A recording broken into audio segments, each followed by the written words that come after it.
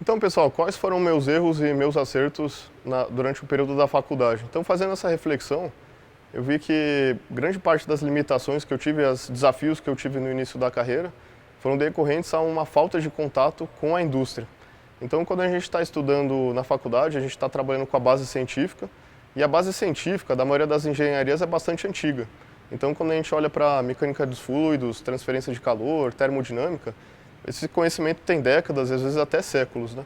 Então, muitas vezes é bastante difícil de entender qual que é o status quo da tecnologia que a gente está estudando. Toda aquela questão dos ciclos termodinâmicos, os conhecimentos de mecânica dos fluidos, que parte desses conhecimentos estão sendo usados e quais são os principais desafios dessas disciplinas quando a gente está falando de um projeto de motor. E também onde focar. Então, qual que é a parte mais importante desse conhecimento básico que a gente tem que focar, que a gente tem que direcionar esses estudos nossos, para que a gente esteja bastante preparado para no futuro projetar uma máquina como essa.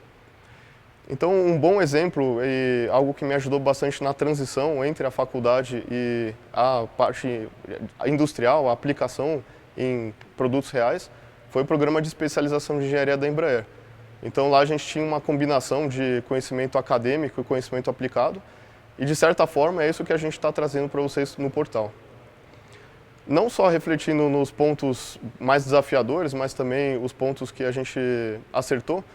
Então, algo que eu gostaria de sugerir para vocês, de perseguirem bastante durante o curso, é a participação em atividades extracurriculares. Então, seja ele um trabalho de graduação, que envolva profissionais diferentes, um trabalho de iniciação científica, e bastante importante participar das equipes como o Baja, como o Ecomaratona e o Aerodesign. Lá a gente tem uma aplicação bem interessante de conhecimentos básicos em um produto, então lá a gente sempre tem uma missão, a gente tem que levar uma carga com uma determinada restrição, a gente tem que ser o mais eficiente possível.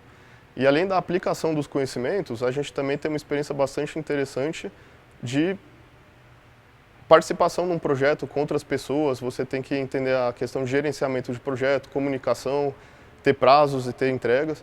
Então esses pontos são bastante importantes e eu incentivo todos vocês a participarem dessas atividades extracurriculares. Então, pessoal, agora que vocês acompanharam os vídeos até esse ponto, vocês já entenderam um pouco melhor o que é a propulsão, quais são os principais desafios, a motivação de você dar um passo além e não ficar só no conhecimento que a faculdade te dá.